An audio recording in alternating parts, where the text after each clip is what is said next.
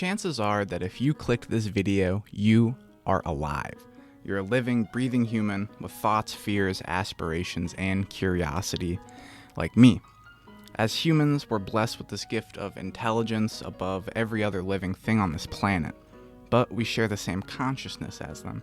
We just dominated Earth and live in this comfortable cradle we made for ourselves. Most people rarely experience the natural world anymore. Now with the rise of the internet, we can escape into our creations and leave behind the cruel, unforgiving world our ancestors suffered through for thousands of years to get us to what we have now. Though not perfect, it's important to recognize the quality of life improvement in the modern world that we've been granted.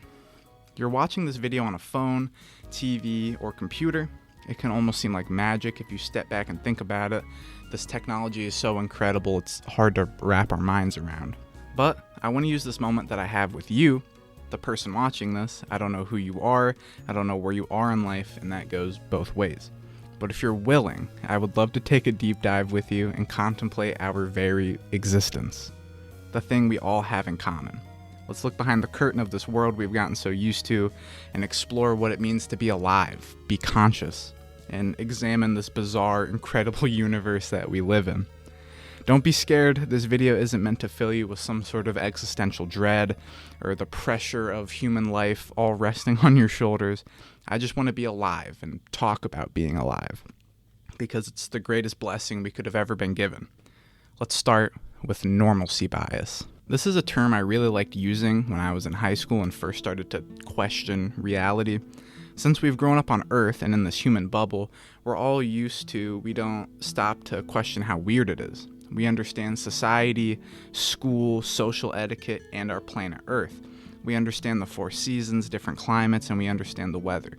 As humans, we feel confident in our understanding.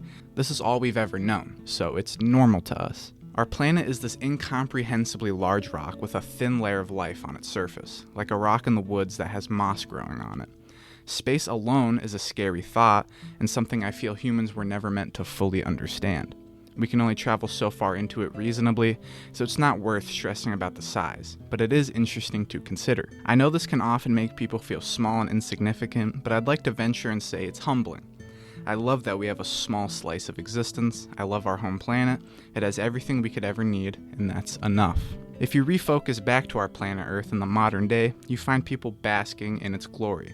The beauty and spectacle of Earth isn't something to take lightly. The complexity and detail hidden in every river, mountain, is something we could never understand. Enormous immovable rocks, volcanoes spitting new earth to the surface, tectonic plates shifting and changing our planet, the gorgeous sky that is like paintings for every living thing that gazes upon it. Earth is alive. It's living, breathing, and ever-changing like the rest of us, and that brings me to my first point. Time changes everything. Now that we've established normalcy bias, hopefully you're on the same page as me, our existence is bizarre and incredible, and that's not even considering how bizarre humanity itself is, but we'll get to that. Now let's talk about some of the building blocks that make this whole show run. It's easy to think of things like time, gravity, and 3-dimensional space in a vacuum of science. They're just these things you read about in books. Gravity is the reason an apple falls, time is the reason seasons change and days end, and 3 dimensions are just a diagram of a square, right? But these pieces that make up our existence are also incredibly bizarre and hard to fully understand. As humans, we've done a ton of incredible work studying our universe, and I feel lucky I live in a human age where we can put a name to a lot of these powerful invisible forces. I want to focus on my favorite building block of existence right now: time. Scientists like to consider time the 4th dimension, which I think I understand. Without time, none of this existence stuff would work. There's a constant force propelling us forward. The past doesn't exist, neither does the future. We only have the present moment. That's all time will allow us. That's not to say the past doesn't exist. There is evidence of that. But what I'm saying is you can't go back and you can't go forward. Time has us locked in the present. But the present isn't a moment. You can't just freeze time and pick a specific, you are in a constant state of moving forward. I like to think of time as a river, flowing forever and never turning back. But the water of the past is the water of our present and then to be future. That alone is an insane thing to think about. What causes time? Why does it exist? What force creates it and propels it forward? questions we really might never get an answer to. Something else exciting to think about is that time is relative. Everyone knows about Einstein's incredible discovery of this, that the movement of time is entirely dependent on your frame of reference. Time is a bendable, changeable thing, but I'd like to direct your attention with this in mind to animals. Everyone knows the whole dog years idea. Dogs perceive time slower than us, but yet we live in the same moment. To me, my dog isn't moving in slow motion and I'm not incredibly fast to him. To me, my dog isn't moving in slow motion or is in the past while I'm in the future. We exist in the same moment, even though we perceive time differently. It's interesting to think about.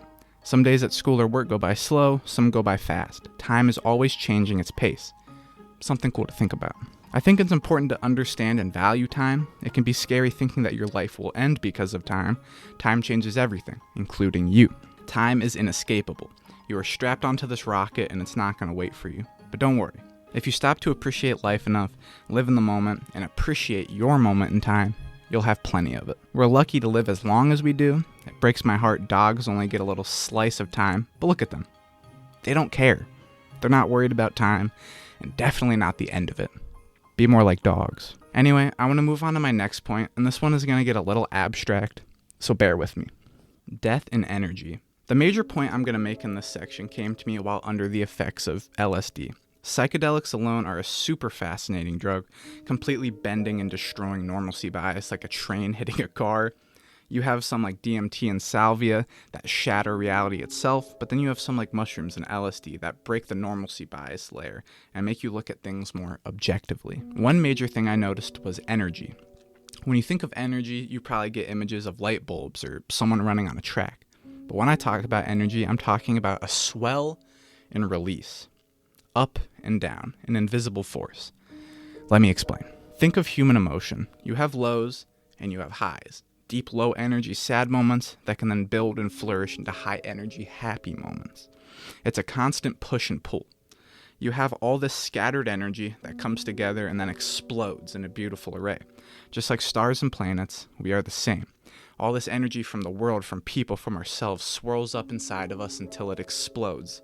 That can either be positive or negative. And then the cycle repeats. Think of sound waves. Visually, we represent sound like this. It's a wave, a constant up and down, just like emotions. This is energy, movement, change. Time changes everything. It all wraps together. It's interesting to think that the most powerful things in life are invisible to the naked eye. Energy is what breathes life into our cells, our minds. It's what causes the weather. It's the reason we have lights at night. Energy is life, and it's ever-changing. From the atoms to the stars in the sky, energy comes together and explodes. This is why the Big Bang Theory is so interesting to me. Perhaps the singularity of our universe emerged from a swell of energy that came together, and then it'll continue to repeat. Something to think about. Or perhaps the singularity came from something else.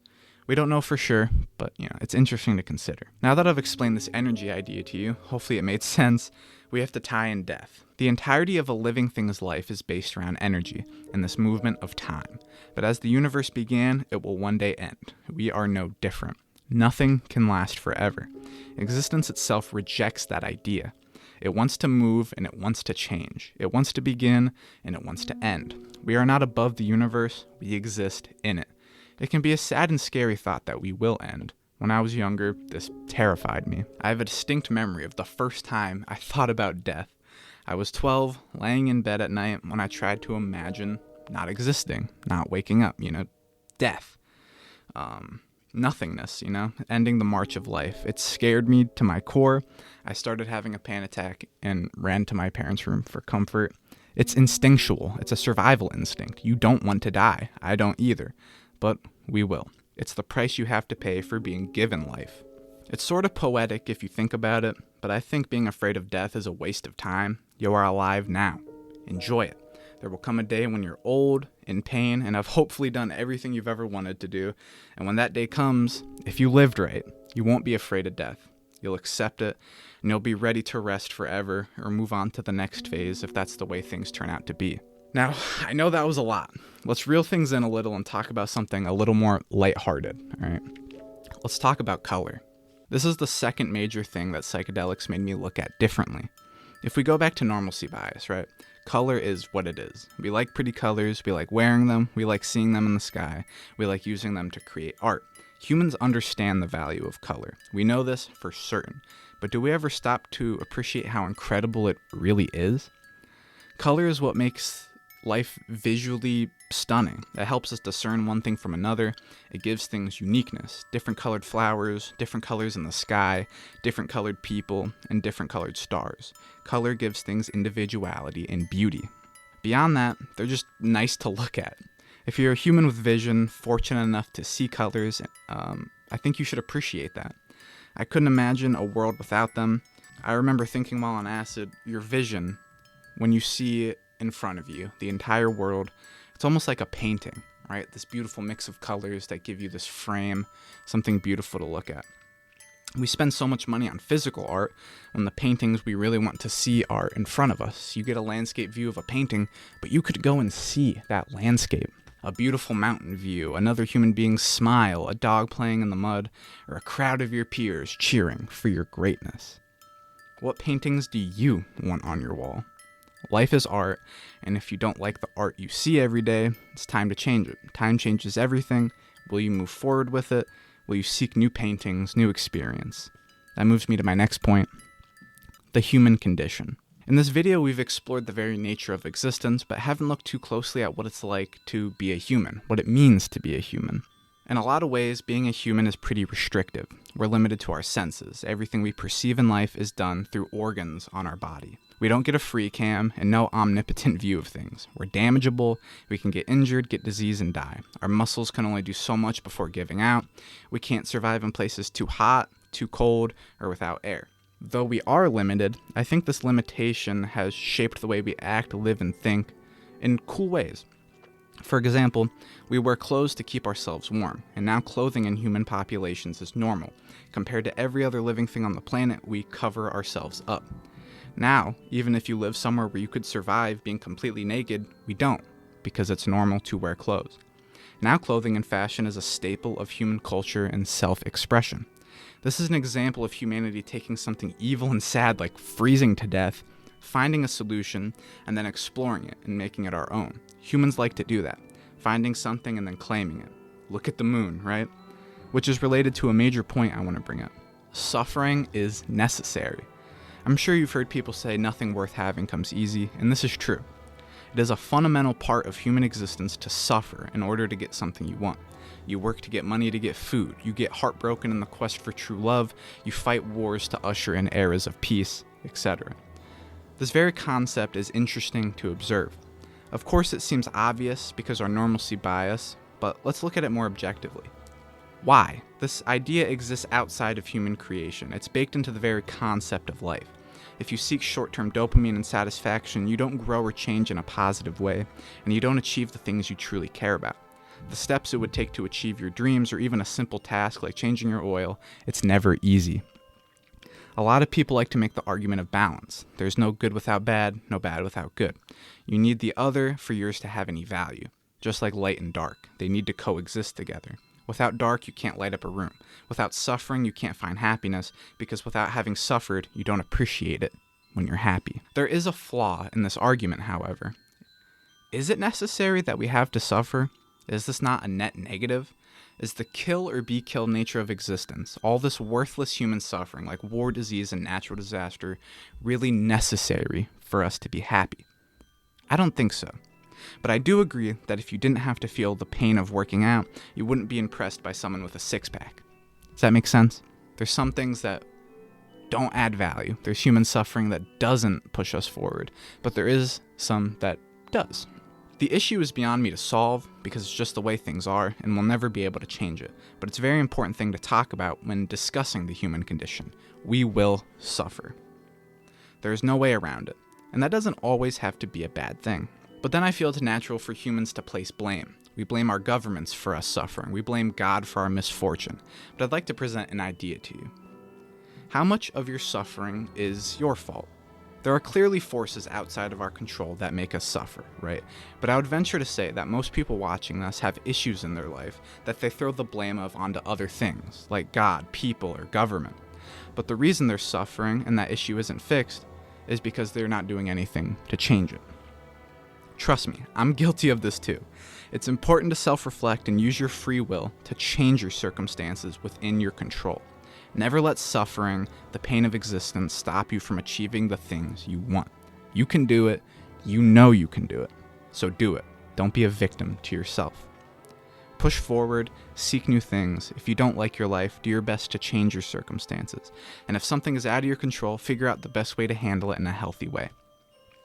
All right, now let's talk about the duality of humanity. Humanity is one of the most beautiful and awe-inspiring things you could ever witness. From immense architecture and cities, to diverse culture, religions, and holidays, to art, music, cinema, and video games, we are an incredible species who have accomplished incredible things, especially within the world of science and education. But humanity has also done horrifically evil things. Wars where innocent people fight against each other and suffer atrocities worse than hell for tyrannical governments using them as pawns.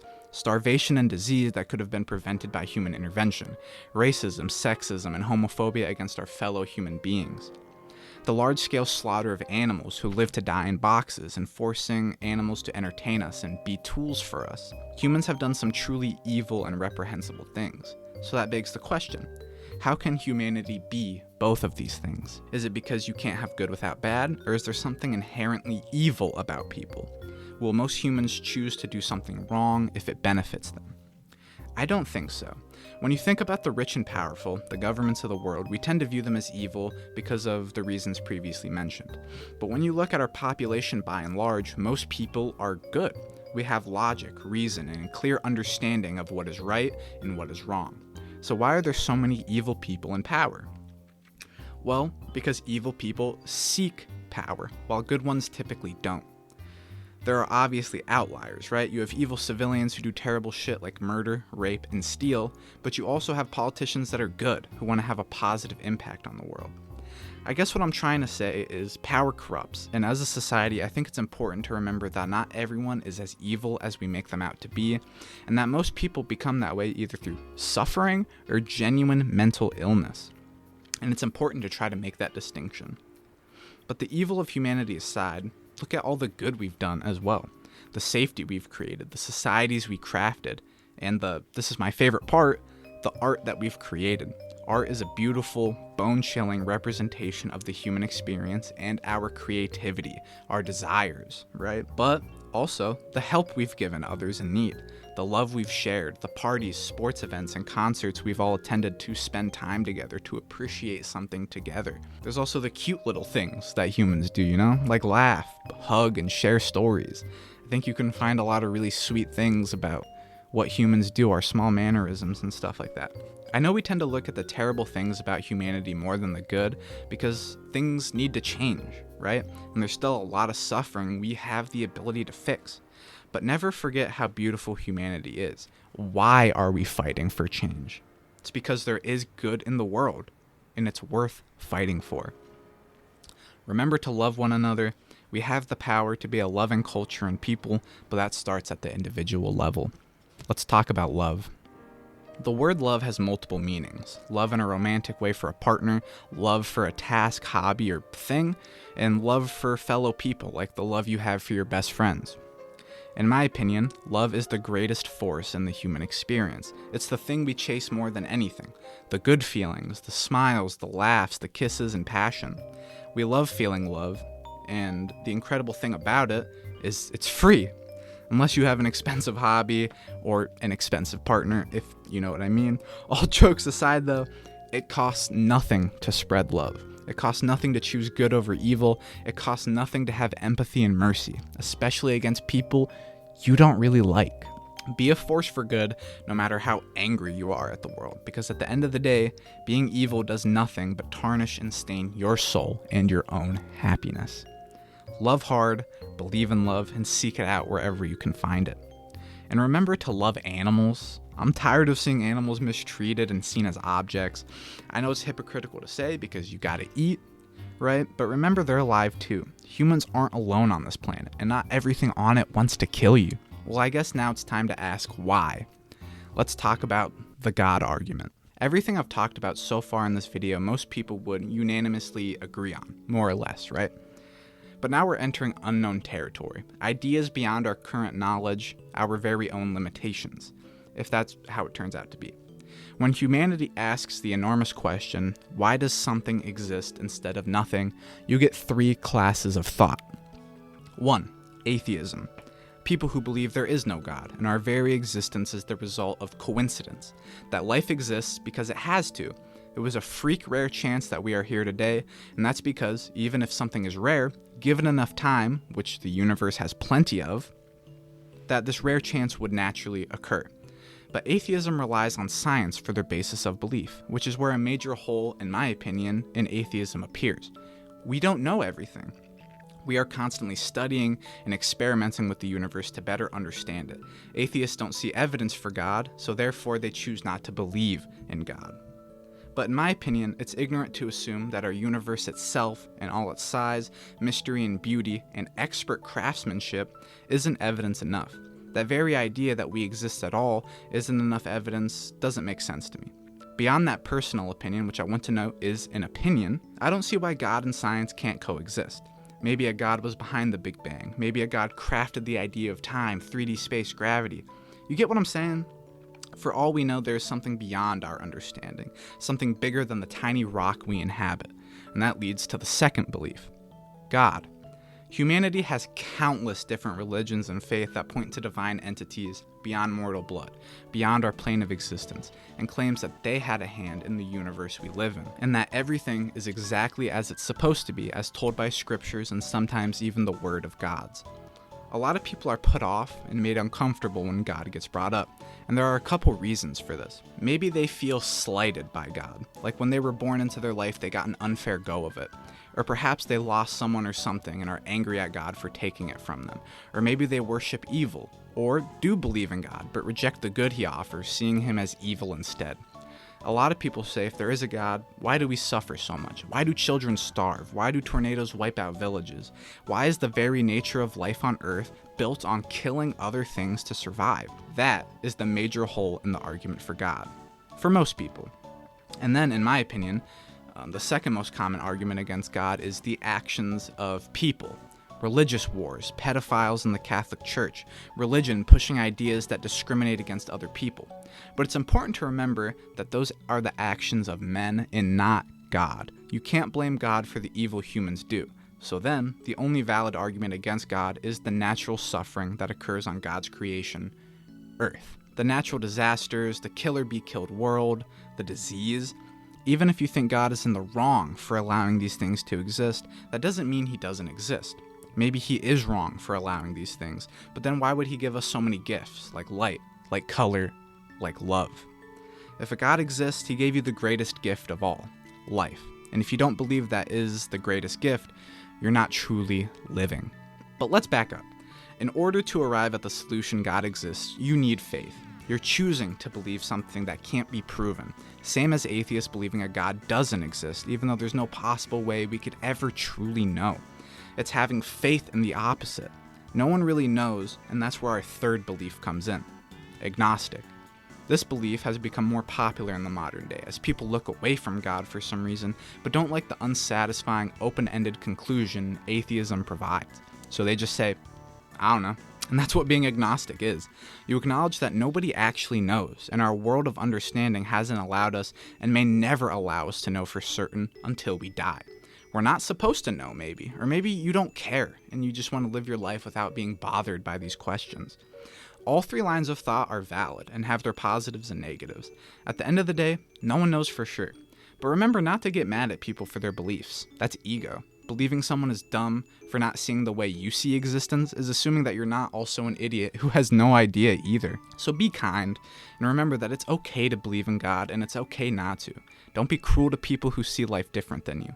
Yes, there are assholes, but most people are good. Majority of people who believe are just like me, and just like you. They just choose to see things differently. Isn't that what being a human is all about? Seeing life differently than others and coming together to share those ideas? Isn't that the very reason you clicked on this video? To explore all the possibilities of existence? But really, what do I know? I'm just a human. What is the point of life? What is the point of life is one of the most popular questions humanity has ever posed. What's the point of all of this? Yes, it's incredible we're alive. Yes, the universe is incredible. Yes, I've felt incredible things. But why? Why does something exist instead of nothing?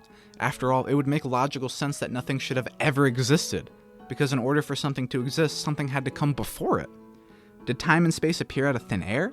Atheists believe the Big Bang, but why did that happen? Religious folk believe in God, but where did God even come from? It's a paradox.